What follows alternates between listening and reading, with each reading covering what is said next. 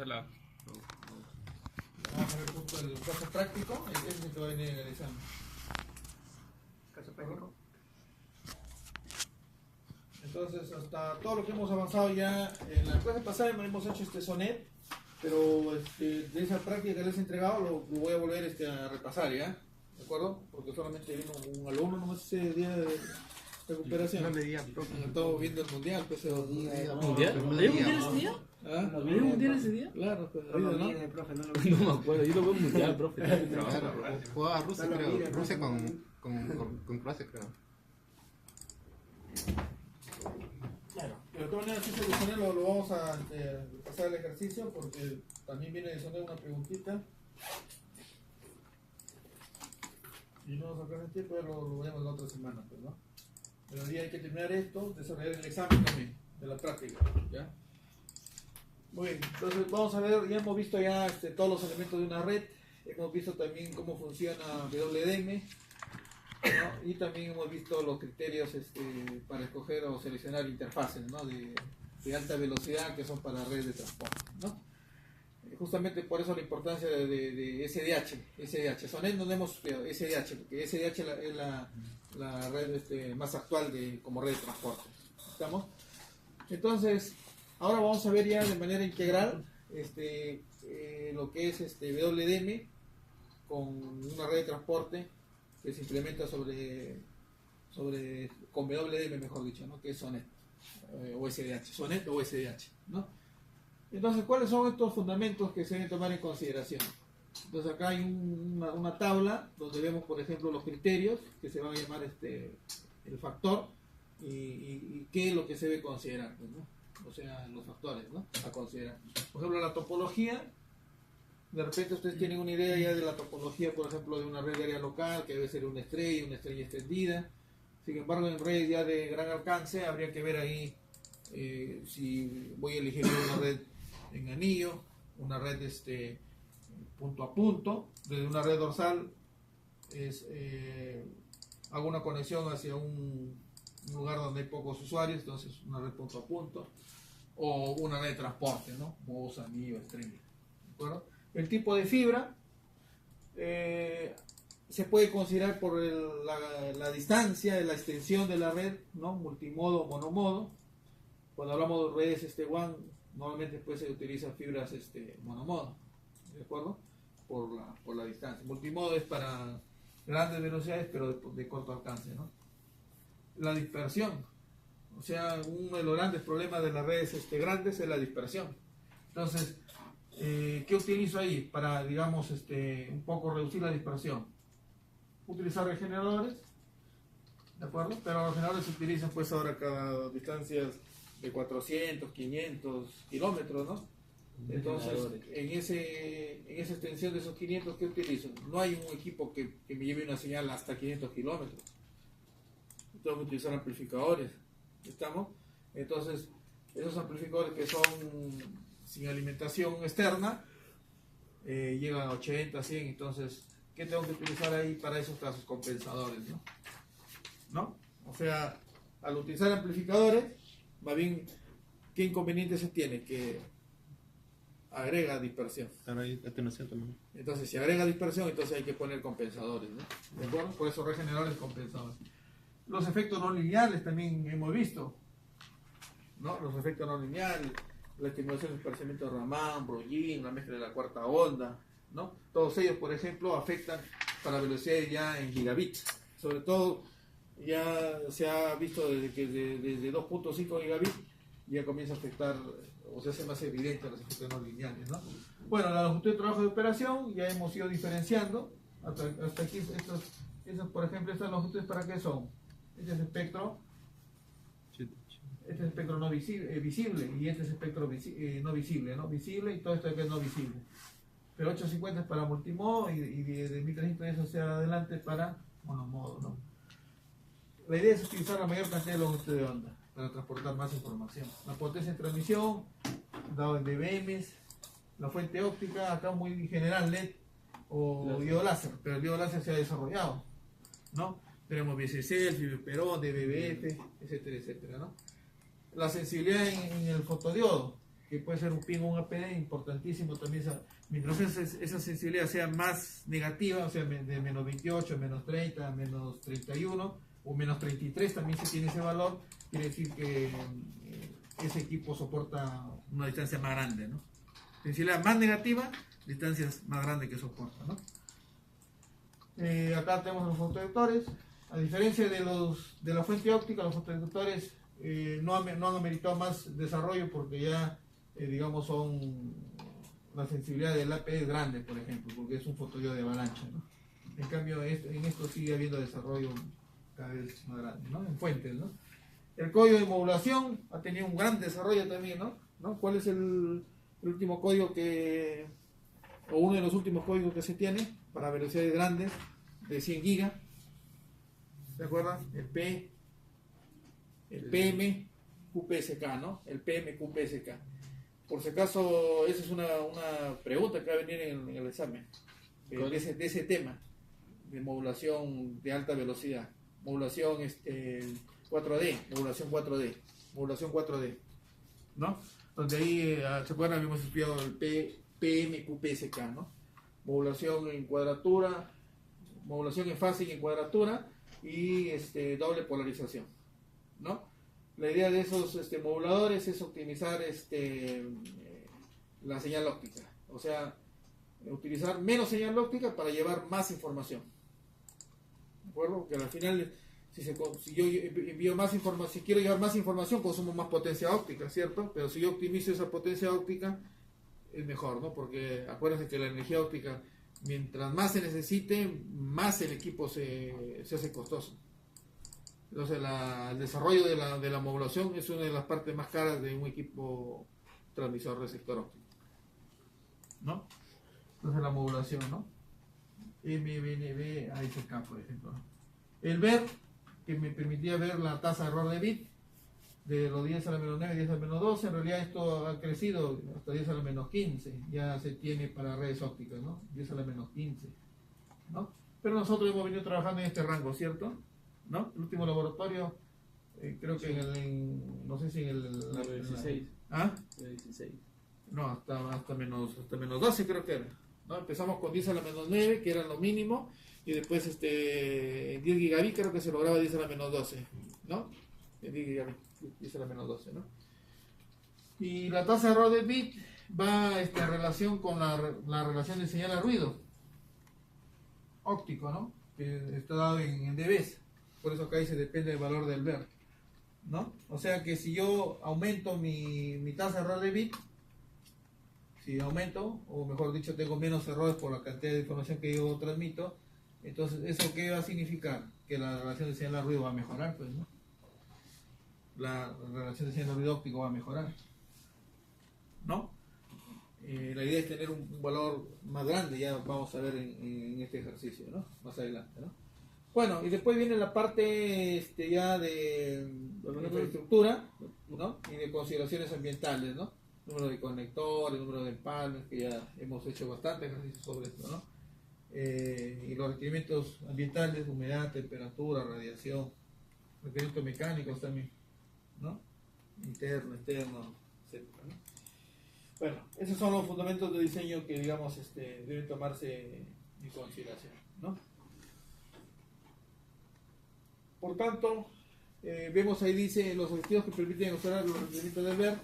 Entonces, ¿se acuerdan? Siempre en un inicio, cuando se inició el curso, habíamos dicho que para implementar una red teníamos que tomar dos consideraciones muy generales, ¿no? Análisis de qué? De potencia. Análisis de potencias y análisis de tiempo, ¿no? Análisis de potencia y análisis de tiempo.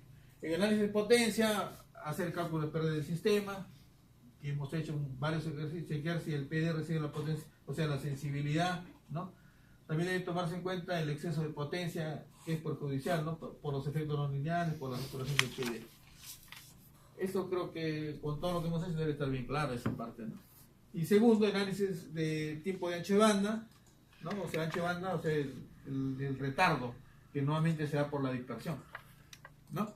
Que sea por la dispersión, como acá nos indica, ¿no? Dispersión de la fibra, y tiempo de respuesta a los dispositivos, tiempo de subida y tiempo de bajada, ¿no?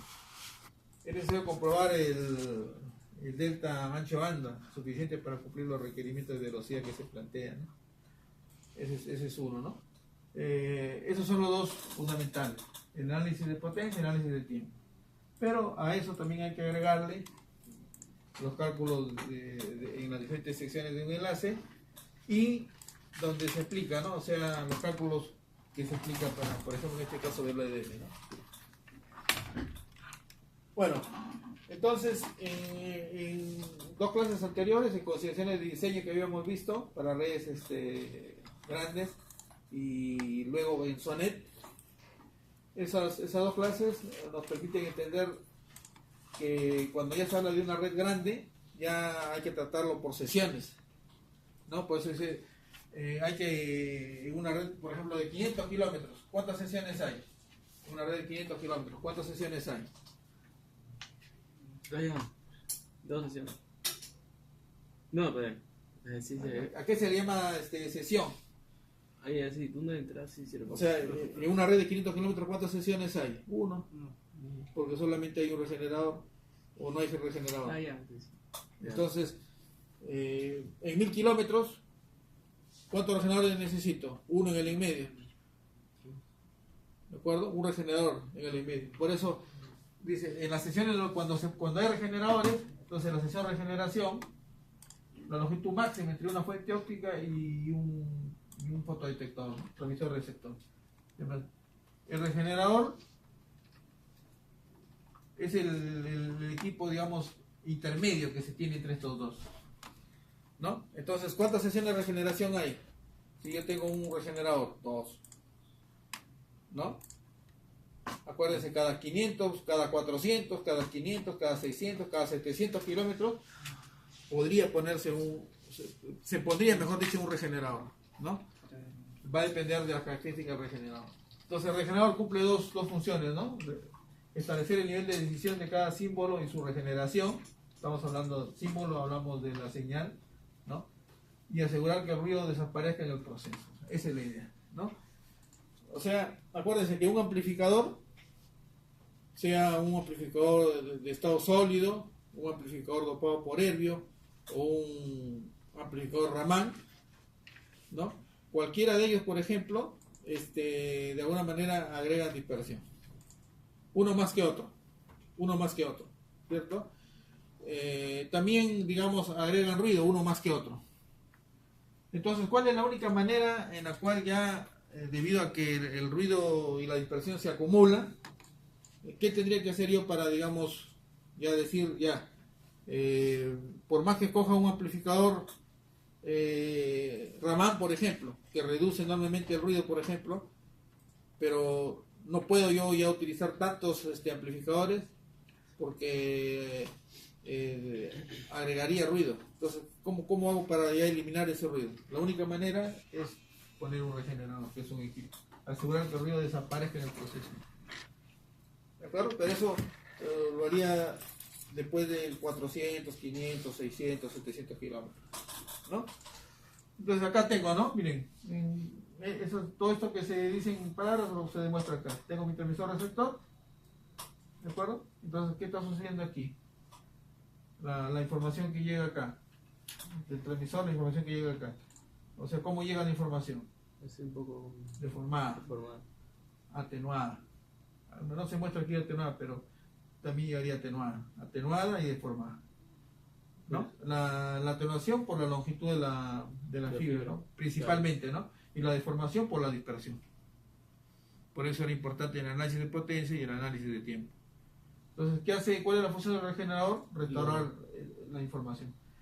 Que sea muy similar a la de acá. Que sea muy similar a acá. Restaurar la amplitud y restaurar también la conformación de la señal, ¿no? ¿De acuerdo? Entonces, las sesiones dicen no acumulan ruido, no acumulan errores. ¿De acuerdo? O sea, ¿qué significa una sesión de regeneración? El ruido y la dispersión se va acumulando, pero cuando utilizo amplificadores. Pero si yo digo ya, mi máximo es 400 kilómetros, ya no puedo más. Porque si pongo yo un amplificador más, ya se va a hacer crítico. Entonces, ¿qué hago? No, pongo acá un regenerador para empezar de cero, como decir, ¿no? ¿De acuerdo? Para que ya no haya ruido ni haya no se acumule ruido y errores, ¿no? Entonces, ahí tenemos un diagrama de bloques, ¿no? Un transmisor. Entonces acá tengo, cuando yo tengo acá un equipo, entonces, que es el regenerador, acá voy a tener una sesión de regeneración. Pueden ver aquí, eso es lo que nosotros vamos a calcular, la sesión de regeneración. Eso es lo que nos interesa ahora. ¿No? Nosotros hemos venido calculando aquí, ¿no? O sea, para pequeños segmentos. Imagínense esto de acá, 500 kilómetros, ¿no? Pero considerando todos los criterios, ¿no? Eso es lo que nos interesa, ¿no? Entonces, primero, ¿esto cómo se llama? Sesión de regeneración, ¿cierto? Entonces, ¿cómo calculamos en esa sesión de regeneración? ¿Qué cálculo hacemos? Entonces, lo que nosotros hemos venido haciendo, ¿no? Pero, como pueden ver aquí, ya es una ecuación más grande ya. Donde, por ejemplo, podemos ver siempre la potencia que sale del transmisor, ¿no? La potencia que se inyecta, ¿no? Todo lo que se pierde por conectores, ¿no? Por empalmes, por la fibra, ¿no? Pero ustedes ven aquí un valor que es negativo, que si yo lo saco acá del corchete se hace positivo, ¿sí o no? ¿No? Se hace positivo. ¿Pero por qué se hace positivo? Porque la G es ganancia. Por ejemplo, en mi sesión hay amplificadores. Los amplificadores quedan ganancia. Pero el cable, el acoplador, todo eso quedan pérdida. ¿De acuerdo? Entonces, eso es lo que tenemos. Entonces, la potencia menos todo lo que hace perder, más lo que hace ganar, que es la ganancia de los amplificadores, eso debe ser mayor o igual a la sensibilidad. ¿De acuerdo? Entonces, nosotros hemos venido haciendo cálculos, pero sin la ganancia, ¿cierto o no? ¿No? Hemos venido haciendo cálculos pero sin la ganancia. Profe, ¿y margen cuánto mayormente es ¿Cuál? un enlace práctico? El margen. El margen depende, habíamos indicado si era una red local o si era una red mediana o grande, ¿no? En la red local 2, 3 dB es el valor que se consideran, 2, 3 dB como margen, ¿no? Para red local. Y para redes ya grandes, medianas, más de 3 dB, ¿no? Hasta 8 dB, por ahí, 8, 9 dB, ¿no? Si sale negativo, ¿qué significa? No, el margen tiene que salir siempre mayor a 0, ¿no? Si no sale mayor a 0 es porque está mal, Ahí mal necesita criterio ahí, refrigeradores, algo así, ¿no? ¿Cómo? Ahí necesita refrigeradores, algo así. No, Entonces, el margen es digamos, lo que te sobra. Entonces, si tú haces un mal diseño y tienes margen negativo, tienes que volver a rediseñar. Está mal eso, ¿no? A no ser que ya eso esté funcionando. Y si eso está funcionando, la única manera de arreglarlo es poniendo en una parte del enlace amplificadores, ¿no? ¿Y en qué caso se usa refrigeradores? El regenerador para distancias grandes, pues. Solo Por ejemplo, si vas a cubrir 1000 kilómetros, no existe un equipo primeramente que lleve señal a 1000 kilómetros. 1, 2, esos equipos que sí existen llegan a 80, 90, 100 kilómetros. Vas a cubrir 1000 kilómetros. ¿Qué harías? Tú dices, pongo amplificadores, lo puedes hacer, pero los amplificadores máximo hasta 120. Y no puedes poner, cuando son amplificadores CDFA, más de 5 o 4 en cascada. Entonces, ¿qué necesitas? Un regenerador, de todas maneras. Hasta cubrir 120 por 5 o 600 kilómetros. ¿Y eso es, Después de 600 kilómetros pones un regenerador y ya tienes la señal nuevamente limpia y te quedan 400 hacia el otro lado, ¿no? Ya están, ahí cubre los mismos. O sea, profe, ¿y los regeneradores mayormente son estándar? ¿O cómo son? ¿a qué te refieres como estándar? O sea, la marca, no sé. No, hay diferentes marcas, ¿no? Lo que es estándar es, digamos, la tecnología, las interfaces que soportan, ¿no? De hecho, que el equipo tiene que ser estándar, ¿no?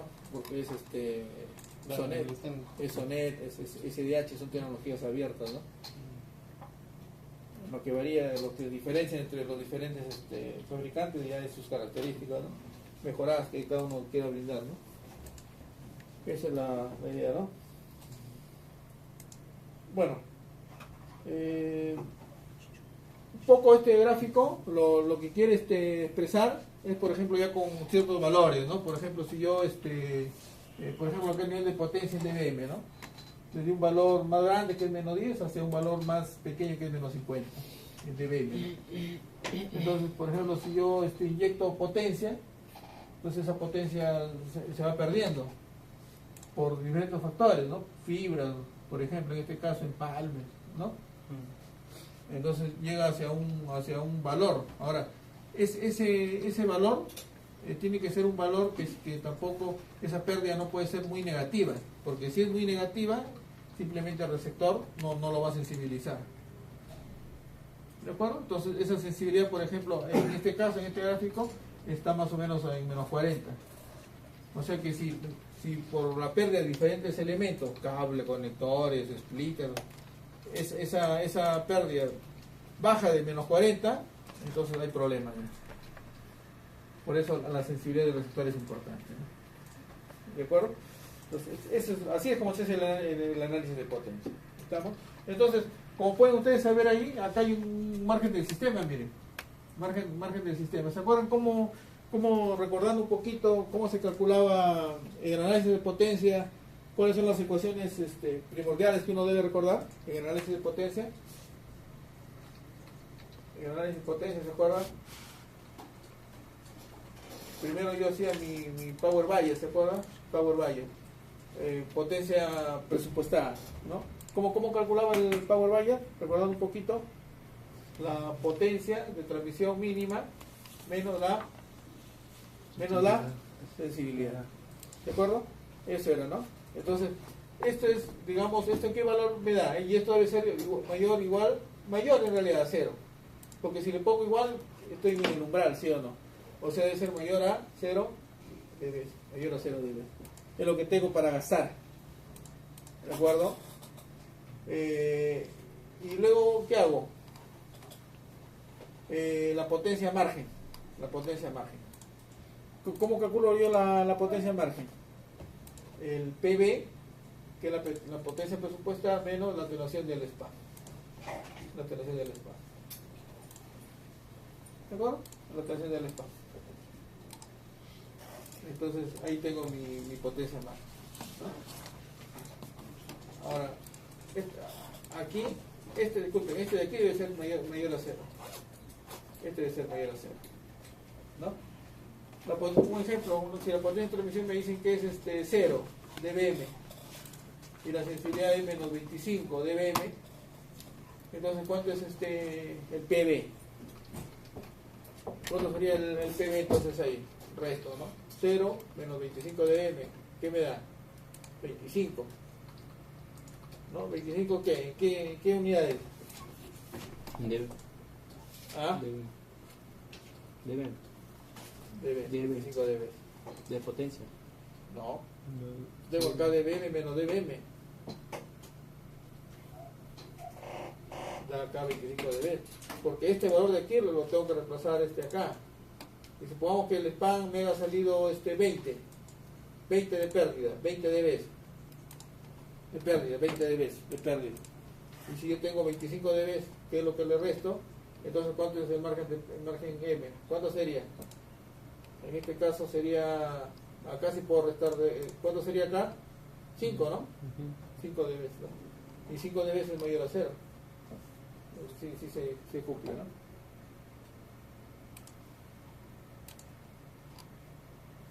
¿De acuerdo? Porque si yo acá le pongo dBm, esto sería dBm, ¿sí o no? Y si yo digo 25 dB menos 20 dB, acá sería 5 dBm.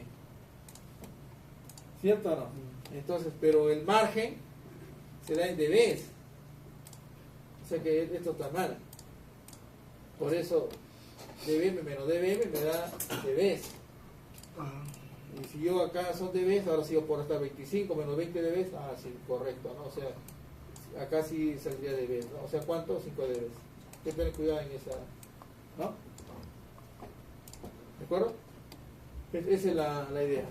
Entonces, así hago mi análisis de potencia. Ese es para calcular la potencia de transmisión mínima. Eso es lo importante, ¿no? O sea, acá tener en consideración la potencia de transmisión mínima. ¿Y cuál es el segundo parámetro? El segundo parámetro es cuánto es la potencia de entrada en el receptor. La potencia de entrada en el receptor, ¿no? ¿Y cómo calculo la potencia de entrada en el receptor? ¿Se acuerdan? La potencia de transmisión máxima.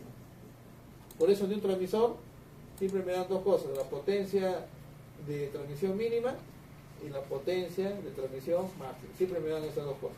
Y del receptor me dan la potencia de recepción mínima y la potencia de recepción máxima. A la potencia de recepción mínima normalmente se le llama S, o sea, sensibilidad, ¿no? Y a este de acá se le llama sobrecarga, ¿no? ¿De acuerdo? Entonces la potencia de transmisión máxima, o sea, que me dan del transmisor, a eso le resto ¿qué? La alternación span. ¿De acuerdo?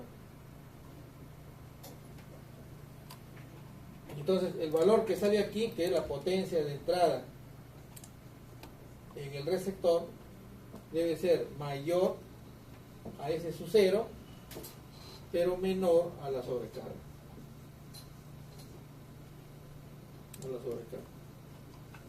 ¿No? Que es la potencia de reacción máxima, potencia de reacción mínima. Entonces, si se cumple eso, quiere decir que no se satura. Entonces, importantísimo en este segundo criterio, la sensibilidad. ¿No? ¿De acuerdo? Entonces, así es como se hace un análisis de potencia, ¿no? Así es como se hace un análisis de potencia, ¿no?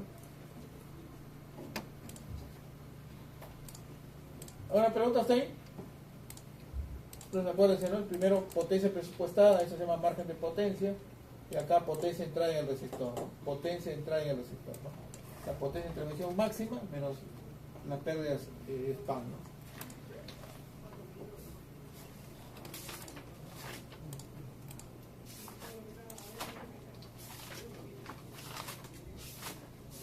Bueno, importante también respecto a la fuente, acuérdense que la potencia de transmisión mínima también es importante, el umbral del trabajo del fotodetector, este es del transmisor y este es del receptor, ¿no? En el lado del receptor, el fotodetector. Hay que saber escoger también el fotodetector, sobre todo de los materiales de que están hechos, ¿no? Por ejemplo, acá se compara a tres tipos, ¿no? A cuatro tipos, ¿no? Un pin de silicio, un APD de silicio, un pin de ya mezclado de indio galio arsénico y otro APD de indio galio arsénico, ¿no? Entonces, como podemos ver, cada uno de ellos opera. La idea, ¿qué cosa es? Que ese dispositivo puede operar en un rango grande de velocidades, ¿no? Entonces, como pueden ver ustedes ahí, este dispositivo de aquí, miren, esta es la sensibilidad del receptor, el dBm, desde un valor muy pequeño, menos 80, a un valor cada vez más grande. Acuérdense, ¿cuál de ellos, por ejemplo, tiene un mayor rango? Podríamos decir. El Indaspi. ¿Ah? ¿Cuál de ellos? Entonces, ¿cómo sé yo que tiene mayor rango? Porque yo le resto, por ejemplo, el valor más grande respecto al valor más pequeño. Digo yo, más o menos, ¿no? Menos 30, menos 60, ¿cuánto sería? 30, ¿no? Pero si yo agarro este de acá, este sería más o menos 25, ¿no? 25 menos No. 65, vamos a poner, ¿cuánto es? No, es una raya, no, está ahí. Disculpe, está este ahí. de acá, menos 25, menos Hasta 55, por ahí están también 30, ¿cierto? Por ahí están, o sea que son iguales, Sí. casi iguales. Pero ¿cuál es la diferencia? O sea, ¿cuál es mejor? Este es mejor, porque si ustedes se dan cuenta, el de acá, este soporta más velocidad. ¿De acuerdo? Pero al ser este mejor, o sea, el rango, su rango es el mismo, pero este como es una mezcla de indio, galio arsénico, se ve que este pin es mejor que el de acá, ¿no? Porque está hecho para velocidades más grandes. Entonces, así podrían ustedes hacer la comparación entre estos dos también, que ambos son APD, ¿no? Por ejemplo, ¿qué encuentran ustedes en el primero? ¿Cuánto es el rango de sensibilidad? 40, Más o menos por desde los 40. 50, 55 No, 45 a 55. ¿De cuál? De este de acá, ¿cuánto sería? Pero el de ahí es 40. Arriba. Claro, si había 40. 40 y 55, ¿cuánto es? 55 sería 10. No, 40, 15. 15. Y en cambio el de acá, ¿cuánto es? Más grande, ¿sí o no? Porque este tiene acá por ahí 45 y 70. O sea, este tiene mayor rango, ¿sí o no? ¿No? O sea que este de aquí tiene mayor rango y la velocidad que casi soporta es la misma, ¿ves? O sea, las velocidades son las mismas, pero este de acá tiene mayor rango de sensibilidad, ¿no? Mayor rango de sensibilidad, ¿no? Y si tiene mayor rango de sensibilidad, ¿qué significa? Que va a soportar distancias más grandes. Entonces, por ende, entonces los APD son mejores que los PIN respecto a sensibilidad, ¿no? Que quiere decir que están hechos para distancias más grandes, ¿no? Bueno, entonces, evaluando ahora el análisis del tiempo. Que ya en la clase pasada lo habíamos indicado, ahorita lo vamos a volver a ver, pero ahora ya lo vamos a ver con un ejercicio, ¿no? Entonces, primero, ¿qué hay que hacer? El cálculo de dispersión total en la fibra, que no es otra cosa que aplicar la raíz cuadrada a los cuadrados de los tres aportes: retardo por dispersión modal, por dispersión cromática y por dispersión de modo de polarización. Los cuadrados de esos retardos le saco la raíz cuadrada y ese es el retardo de la fibra. ¿De acuerdo? Nosotros habíamos dicho también de que cuando nosotros evaluamos, digamos, el ancho de banda que se utiliza en un enlace, todo depende del emisor de luz, cómo el emisor de luz acopla señal, y esa señal es la que está llevando la información. Entonces habíamos dicho que siempre se hace a media potencia, es lo que se mide, ¿cierto?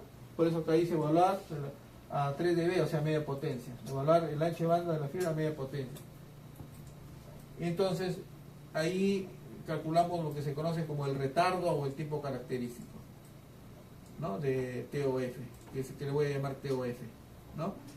Entonces el ancho de banda aproximadamente es un porcentaje, por eso no es el 100%, es el 0.44 o 44% de ese retardo, ¿no? TOF. Pero el TOF, que es el tiempo característico, es el 35% del ancho de banda de la fibra. O sea que, en otras palabras, solamente puedo utilizar un porcentaje en el acoplamiento de la señal y en el uso del ancho de banda de la fibra, ¿no? ¿De acuerdo? Entonces ya tengo esos dos valores. Ahora, establecer a partir de la revisión de los datos del fabricante los tiempos de subida. O sea, en el datasheet del transmisor receptor, ahí me van a decir cuánto es esos tiempos de subida del transmisor y tiempo de bajada del receptor. Subida del transmisor, bajada del receptor. ¿De acuerdo? Por ejemplo, acá TTX 035 de BTX y el RX igualmente, ¿no? Tengo esos valores, ¿no? Porcentajes, en porcentaje. Ahora, entonces acuérdense, esto de aquí es ancho de banda, esto de aquí es retardo característico, ¿de acuerdo? Y estos son los retardos, o sea, tiempo de subida y tiempo de bajada en el transmisor y en el receptor. ¿De acuerdo? Esto ¿quién lo establece estos valores? El datasheet del fabricante. ¿De acuerdo? Muy bien. Cuarto, sumar todas las contribuciones de tiempos. Acuérdense, ¿esto aquí qué cosa es? El tiempo de subida en el transmisor, el tiempo de bajada en el receptor, y este es el tiempo característico o el retardo en la fibra. ¿De acuerdo? El retardo en la fibra. Elevo al cuadrado de estos tres factores de retardo y le saco raíz cuadrada y voy a tener el retardo del sistema. ¿De acuerdo? El retardo del sistema. Entonces ahora sí, con el retardo del sistema podemos calcular ya más o menos el ancho de banda de manera muy aproximada. Entonces ese ancho de banda, ¿qué sería igual? Miren, acá nosotros lo habíamos visto. ¿Cuánto era más o menos? ¿Cuánto era? El 0.35, ¿no? De aquí lo podemos sacar, miren. Miren, de esta formulita lo podemos sacar. Este ancho de banda lo ponemos hacia acá y ese TOF lo bajamos. Entonces nos queda ancho de banda 0.35 de qué? De TOF. O también podríamos decir el ancho de banda es 0.35 de TOF, sobre TOF. Esta formulita es la que utilizamos para evaluar el ancho de banda de la fibra, ¿no? Entonces este de aquí es lo que se ha utilizado acá.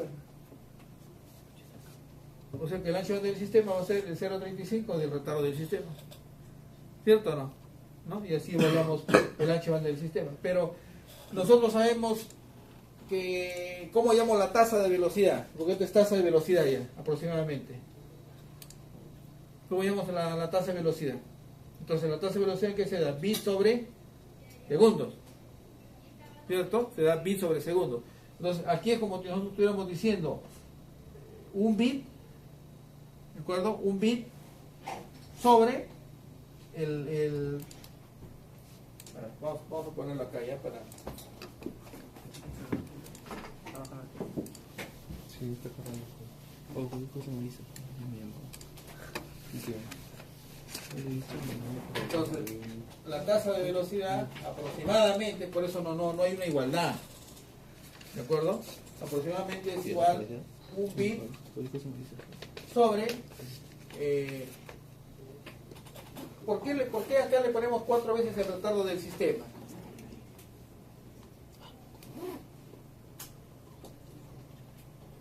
Acuérdense que esto de aquí es ancho de banda del sistema. El ancho de banda del sistema es igual a un porcentaje que es el 35% sobre el retardo total del sistema. De aquí debemos partir. ¿De acuerdo? De ahí partimos, ¿no?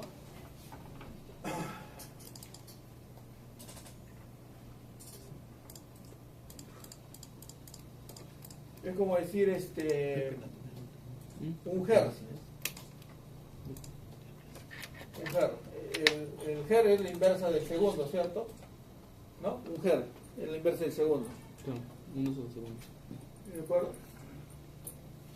Entonces, ahí hacemos una similitud, o sea que el ancho de banda es la inversa del tiempo.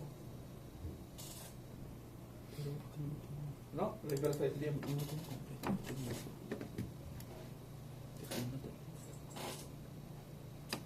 Y ahora nosotros decimos un bit sobre segundo. Un bit sobre segundo. Entonces, cuando yo transmito, realmente de lo que transmito del ancho de banda, ¿cuál es la carga útil? Lo útil de esa capacidad de información. Un porcentaje, ¿sí o no? Porque se van a utilizar bits para control. Los bits de datos que son útiles y van a haber bits que se van a perder, que se van a corromper, que se van a interferir, ¿no? Por lo tanto, entonces yo tengo que darle un respaldo a mi cantidad de información. Entonces, ¿qué necesito? Más ancho de banda.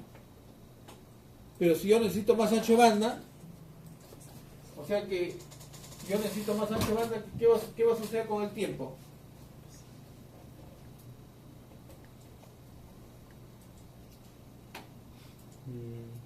Tipo,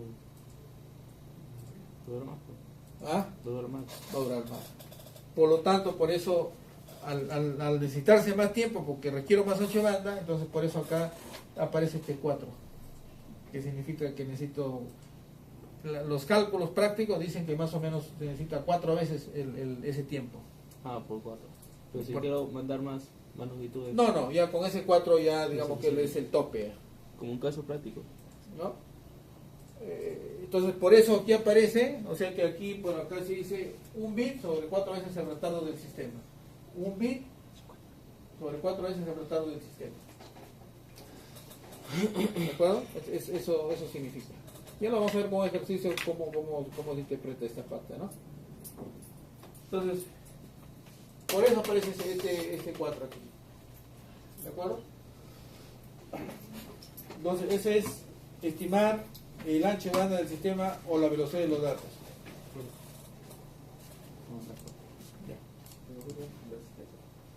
No, sí, yo también ya lo puse. Estoy para el examen final, ¿no? ¿Ah? Estoy para el examen final. Para rezagado. Ya para Rezagado. rezagado. Oh.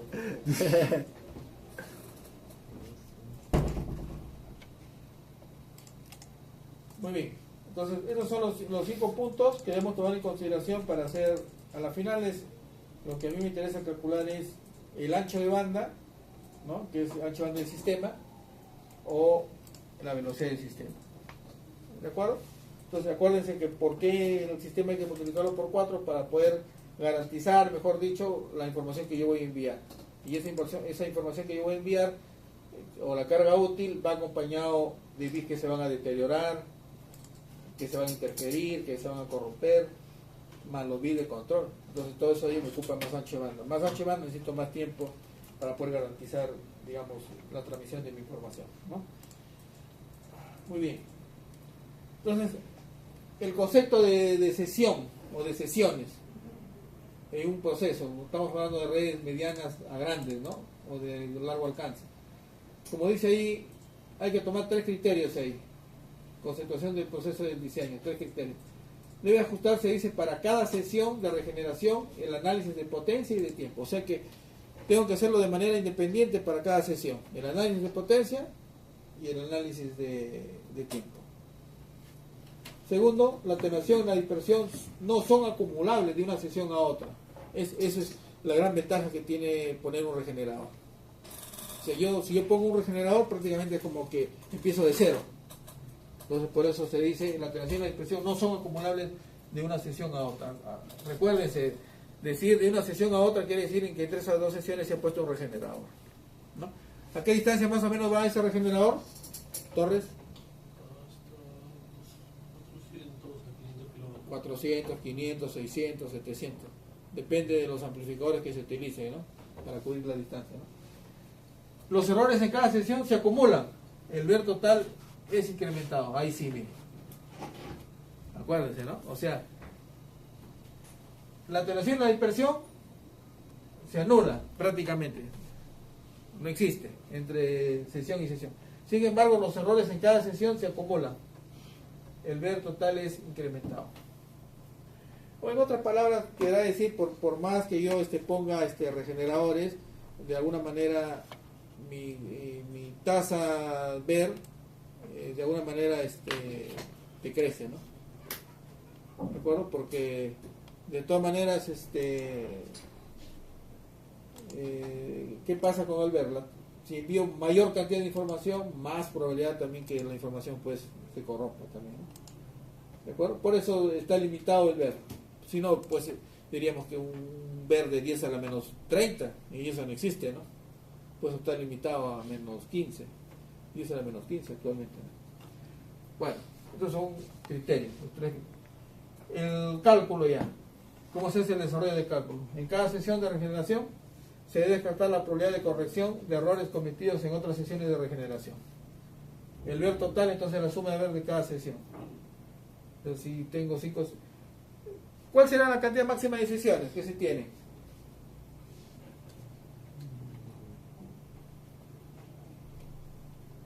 Hemos hablado de la cantidad de spam. Una sesión no es un spam, ¿no? No se confunda. Una sesión es entre un equipo y un equipo intermedio que se llama regenerador. Esa es una sesión. ¿Y el spam cuál es?